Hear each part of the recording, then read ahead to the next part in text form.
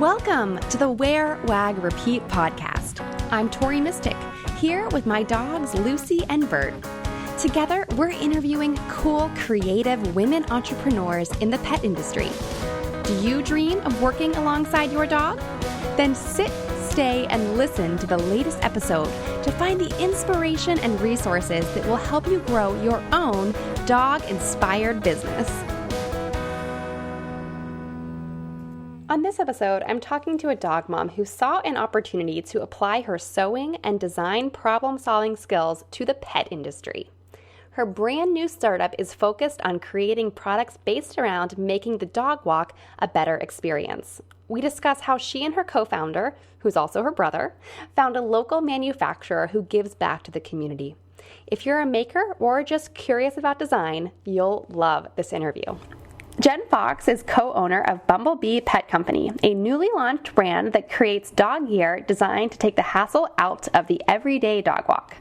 Jen began the company with her brother, Eric, after wanting to start a business together that reflected their interests and values, and their mutual love of dogs quickly rose to the top of the list, along with the desire to positively impact the community in which they live.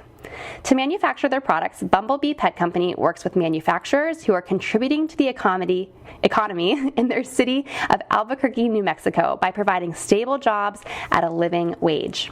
Jen and Eric also give back a portion of their profits to animal rescue organizations such as Animal Humane New Mexico.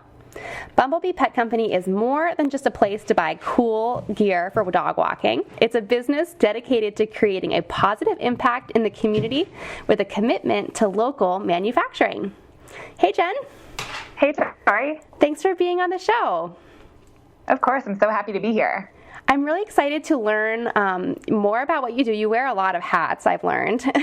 That's true. So start off by telling us more about BumbleBee Pet Company. I know it's a new brand, but how long have you been at it, and what exactly are you guys doing? Well, we officially launched last year, we being myself and my brother, Eric. We launched last year. And when we started, we had two products. We have a paw balm, which is a moisturizing salve to use in your dog pads, elbows, knees, whatever is dry. And then we had dog waste bag dispensers, which are little zippered pouches that hold a roll of dog bags and attach to the dog leash or harness or even your belt loop or anything like that. So we started out with those two products. And like you said in the introduction, it's because it's easy to get excited about dogs. And that was really a no-brainer when we wanted to start a business together. It was our dogs are the thing that we get really excited about, and it's easy to talk to other people about. So that's really how we landed on the pet products in particular. That's awesome. So what in your background led you to think, hey, I think we're going to start a company manufacturing dog waste bag holders? Sure, yeah. So it's been a long and winding road. My professional background is interior design, and I also have strong interest in sewing. So in my background, I've worked at architecture firms, I wrote a sewing book, I designed sewing patterns, and the common thread is this love of design. And so more recently with BumbleBee Pet Company, I've taken my innate love for design and this desire to kind of figure things out. It's almost like you have a problem and you use all the methods available to you to solve the problem. So that is the same whether it's a sewing problem or whether it's a dog walking product problem or whatever it is, or interior design problem. So that's really the common thread. Part of it was when we started this company, we wanted to figure out how to make some of the products ourselves to test the waters. So it was natural to select something that involved sewing, since I could personally make prototypes and make products, right, to test the waters and kind of get things out there and see what people responded to. Very cool. So you mentioned that you wrote a book, and I know that you also have an online course and you teach in-person workshops. I do. You do like so many amazing things. And I love that you're kind of bringing your problem solving to the pet industry, because I think as pet owners, like we use the hell out of everything that we use. Right. You know, dogs are hard on products. So you can find out quickly if there's a flaw flaw in something. And I think waste bag dispensers are a great thing to start out with because I've tried many, and they all have pluses and minuses. And I think that there's so many dog products that could use a little bit of design help. Yeah, totally. And we even started by going to big box stores or specialty pet stores and just kind of taking it all in, seeing what's on the shelves, seeing what we felt was successful and seeing where we thought that there were gaps. And so we approached it from kind of an analytical point of view. Mm-hmm. And we did see a need for waste bag dispensers that were cute, that were made in the USA, made locally and ethically, and that were super durable. So we had a kind of a checkbox, a list of things that we wanted to solve by our new product. And so we kind of worked down the list, and that's the way you do it with any design problem. You have a series of questions or a series of things you want to solve, and then you try to create one solution that addresses all of those things. Very interesting. I would imagine that a lot of the people who listen to my show want to start their own pet-related business. And I think a lot of people are kind of crafty and try to make things themselves. So, you started out making your bags. How did you make the decision to switch to outsource your manufacturing? What was the process like for that, and like the pluses and minuses of doing it yourself versus hiring someone? Sure. So if you can imagine a tiny little bag that's maybe 2 inches by 4 inches with a zipper and with all these little pieces, for me making that, it became very tedious. And after a while, it just felt like I was on an assembly line or a production line. And I really felt like that's not why I wanted to start this business. I wanted to start this business to design solutions. I didn't want to start the business so that I was crunched over my sewing machine, making hundreds of bags. And it was really worthwhile experience for me to do that. But I quickly realized, because I've sewn for a long time, that I wouldn't be happy doing that forever. And that wasn't the long-term solution. So I could just feel myself becoming frustrated doing all of these tasks myself, and recognized that I was quickly approaching burnout and that I wanted to transition that responsibility to someone else who, frankly, is probably better equipped to do it. They have all the machines and the manpower to do it. So I just decided that was a task that I could clearly outsource to someone else. So how did you find you use like a sewing cooperative to make your bags now? How did you find them, and like what was the process? Did you start asking just individual people, or did you explore having it made overseas or anything like that? What was that process like? So from the beginning, we knew we wanted to make it domestically, and there were a couple reasons for that. The most obvious reason was that we are so new to this that we felt like we really wanted face-to-face contact. We wanted to be able to tour the facility. We wanted to be able to have a clear contact who we could communicate with in person, and we decided that we wanted to do it domestically for that reason. And also because if you could do it domestically, it's often lower minimums, and shipping lead times are much reduced, if not eliminated. Mm-hmm. So those were the main reasons. But then when we kind of looked at it further, we realized, no, actually what we really want to do is have an impact on our own community, which is Albuquerque. New Mexico has its own set of challenges, and one is that it's a very poor state. So we wanted to do what we could in our small little way to contribute to boosting our local economy. So that's kind of the preface. So we already knew we wanted to do it domestically. And then when we looked at specifically who we wanted to produce it, we are lucky enough to have a really strong community here of other creatives, of other entrepreneurs. So we had a network of people that we knew could refer us to someone.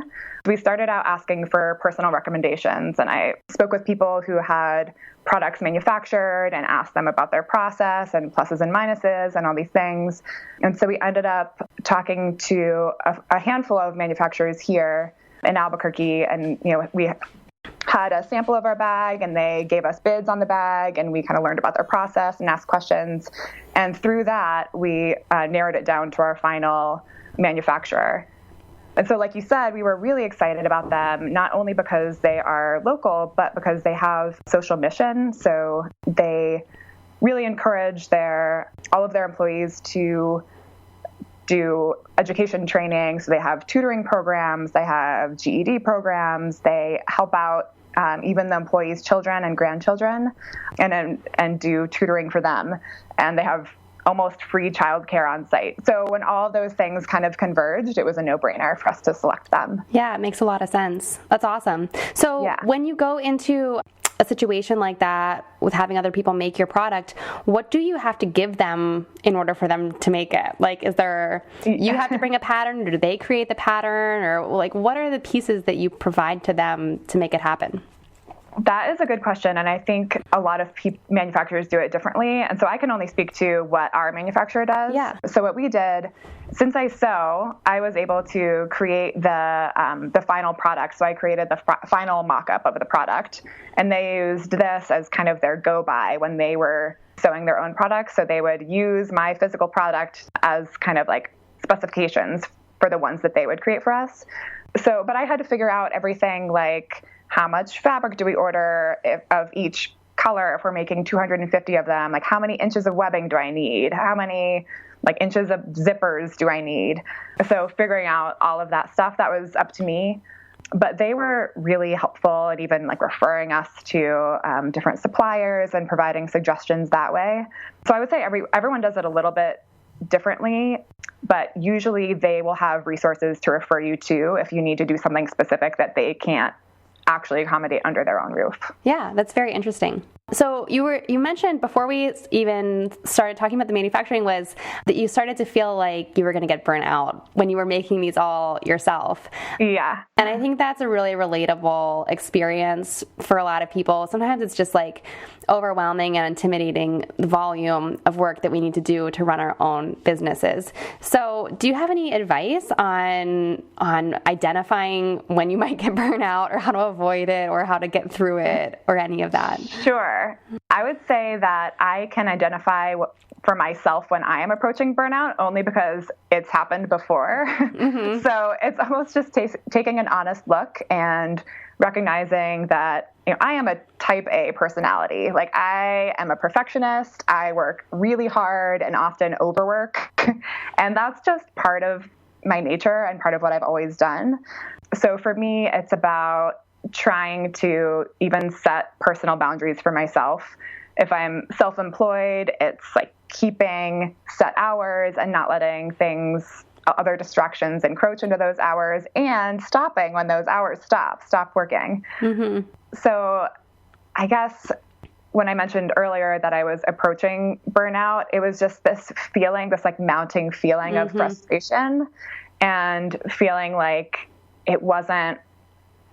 that I was obviously not doing what I was meant to be doing, or that it was a slog. And right. It wasn't like bringing you joy to. Yeah. And it wasn't something to just persevere through, because sometimes there are challenges that you just need to keep going and work through. And sometimes there are challenges that's a clear sign to stop and step back and, take an assessment of what's going on. Yeah. Sorry to interrupt the interview, but I would love to see what you're doing while you catch up with the Wear Wag Repeat podcast. Take a screenshot of this episode in your podcast player, or snap a selfie with your earbuds in. Bonus points if it's on a dog walk, and share it to your Instagram stories, tagging me at @TMystic. I'll keep an eye out for mentions, and I would love to give you a shout out from my own account. Okay, now back to the episode. So, I'm just so fascinated by your history, your past, all the things that you have done, because I also have an online course. I've not written a book, but, I think there's a lot that goes into all that, online marketing, promoting an online course it's a lot of online marketing. So, is there any sort of experience or skill sets from that section of your career that you're bringing to BumbleBee Pet? That's a good question. And I would say that marketing is probably my biggest challenge. I'm a natural introvert, so It can be really hard for me to put myself out there in front of other people and, actually reveal some of my personal self and not just my business side. Podcasting is a good way to do it because no one can see your face. They can only hear your voice. Totally. But this is a big step. This is my introverted self. It's like, no, don't do it. But then, I'm asking you all these personal questions. But, yeah, I guess part of the skills that I've gained in other parts of my working history that I'm bringing to BumbleBee. I mean, there's a lot of like graphic design skills that I had to do working at an architecture firm or designing my own sewing patterns. All of that translates. And in fact, I used to create construction documents for, new construction projects when I was an interior designer. And that's very similar, surprisingly, to putting together specifications to have something manufactured. It's this level of detail. It's documenting everything in writing, maybe including diagrams with call outs or something so that everything's very clearly packaged so you can pass it along to a manufacturer and know that you're both on the same page because of something that's, written down or drawn. Right. So, okay, so we've been talking a lot about the poo bag dispenser or waste bag dispenser, I guess is the more PC way to put it. But you also had this paw balm, and I actually bought it, and I already got it because it was super fast shipping. Okay, good. And I really wanted to use it on my new dog, Bert, because he has a hard time sitting like in a sit position on the wood floors. He's always slipping around. So I thought a paw balm would be the perfect solution, and we've been using it. So how did you come up with that, and how is that made? Sure. So that was going back to this idea of wanting to make products that Eric and I could actually make with our own two hands before we looked into doing manufacturing. So that's one of them. We make that in our kitchen, and we still do. We wanted to create something that would just moisturize the dog pads, like you said, because like moist, spongy pads can grip floors way better than dry, kind of crusty, calloused ones. Yeah.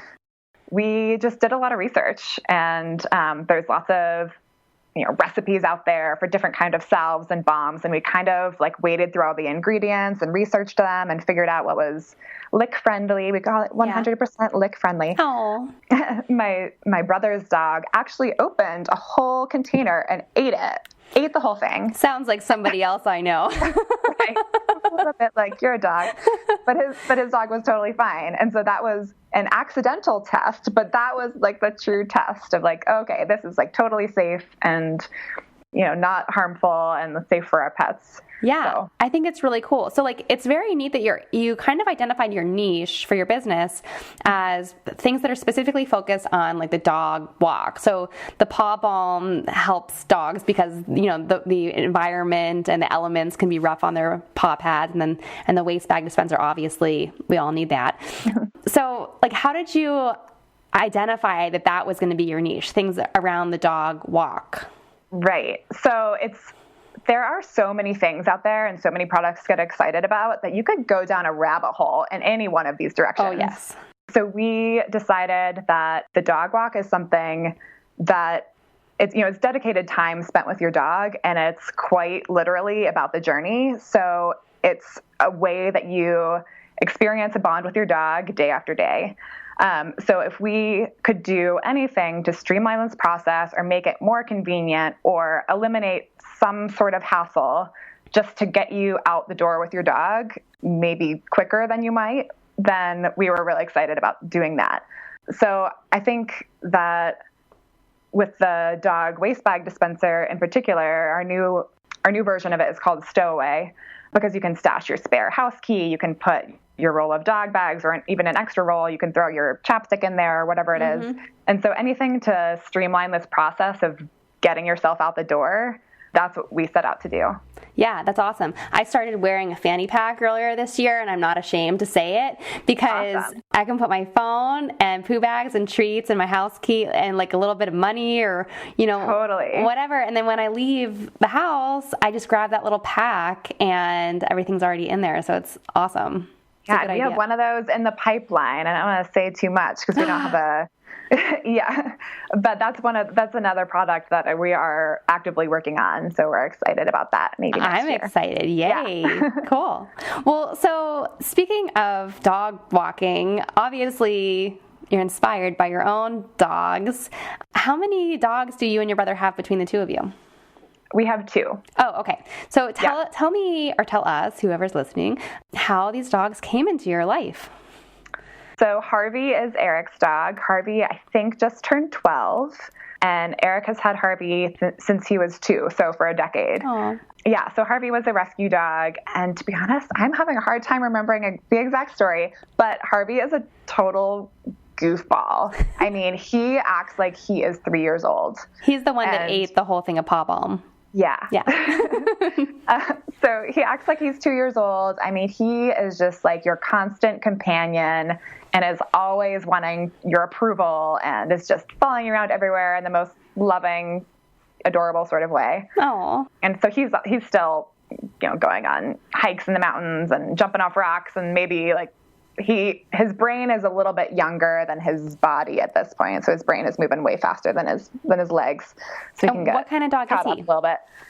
Oh gosh, he is a through and through mutt. Yeah. Yeah. That's probably why he's so like tough and sturdy. Totally. Yeah, exactly. He's a good combination. My dog is Piper. Had Piper for about 3 years. So she's about 4 years old now. And I got her from Animal Humane, New Mexico. And it's actually sort of a sad story. So I had a dog before her, and she was hit and killed by a car. Oh. And I was like devastated. And I lived alone at the time, and I had come home to my house, and my dog wasn't there. And it was just so sad. She got out of the house when you weren't home? The gate got left open. That's heartbreaking. Yeah. I know. It was horrifying. And so she like left this big gaping hole in my heart. And then probably before I was ready, I went back to Animal Humane where I had originally gotten my first dog, and then found my second dog. And so I honestly, this is like terrible to say, but like looking back, I got my second dog to like replace my first. Mm-hmm. But my second dog ended up being like, I didn't realize I could love another dog as much as I love my first dog. So my dog is Piper, and she is, I refer to her as a grumpy teenager. She really enjoys sleeping in. She gets a little mad if you want to like arrange the blankets under her, because she gets a little like she wants to sleep. Mm-hmm. But she is a little red heeler mix, and she is so loyal. Like she is amazing. She comes immediately when you call her. She's like right at my side. So she is just, she's a sweet one. That's awesome. So do you guys do a lot of hikes and stuff out there? Is there a lot of dog friendly things in Albuquerque? Mm-hmm. So Albuquerque is awesome because there's a river, the Rio Grande, which has trees and woods and stuff on either side and lots of trails. And then the Sandia Mountains are like 15 minutes away. So we're kind of sandwiched in between those two features, which means awesome hiking and walking and places to explore. So yeah, it's a really great place to live with a dog. That's awesome. So I have one more question for you. I am one of many siblings, but I grew up with two sisters. I'm one of 3 girls. And we've always kind of had ideas like, oh, we should work together on this or that. What is it like working with your sibling? And would you have any advice for someone who's considering that? Sure. So as it's progressed over the last year and a half, Eric and I have really kind of settled into our own roles. So I think that was part of an important process that we went through over the past year, is to really identify what is it that you enjoy and that you're good at. Mm-hmm. And luckily, Eric and I are very different. So we have a lot of different skill sets, and of course they overlap, but we've kind of been able to pick and choose the things like, hey, Eric, you take the lead on this thing, and I will take the lead on this thing. And, and we'll confer with each other. But find that it's much easier if one person can kind of take the reins on a specific aspect of the business and then check in with the other person rather than both trying to equally do everything together. Because I feel like that just creates a standstill. Yeah. I think so it sounds like you'd have to kind of treat each other like real employee or coworker or kind of couple, because, in families, I think there's so much like nonverbal communication. Totally. So I think if you're like working in a company together, it sounds like communication is very important. Right. And it's just like a mutual respect. Like, yes, he's my brother, but he's also another human who has all of these other things going on as well. It's not just the pet company. I mean, there's so many other things. And so I think we just have like a really good mutual respect for each other and for each other's time. And that's really like the basis of all of it. Yeah, that's awesome. Well, you guys sound amazing. You're just like Love working together. You're like improving your whole community and making dog walking cuter. So we're trying. Tell everyone where they can find you guys and where they can find BumbleBee Pet Company. Sure. So we are online. Our website is bumblebeepetco.com, and Instagram and Facebook, you can find us there under BumbleBee Pet Co. We have a newsletter that you can sign up on our website, and so that's a great way to stay in the know about the new products that we're going to be coming out with over the next year. So yeah, that's where you can find us. Awesome. Well, thank you so much for your time, Jen. Of course. Thanks so much, Tori. Thank you for listening to the Wear Wag Repeat podcast. You can fetch show notes at wearwagrepeat.com. If you like what you hear, please hit subscribe so you don't miss an episode. And until next time, we'll see you around the dog park.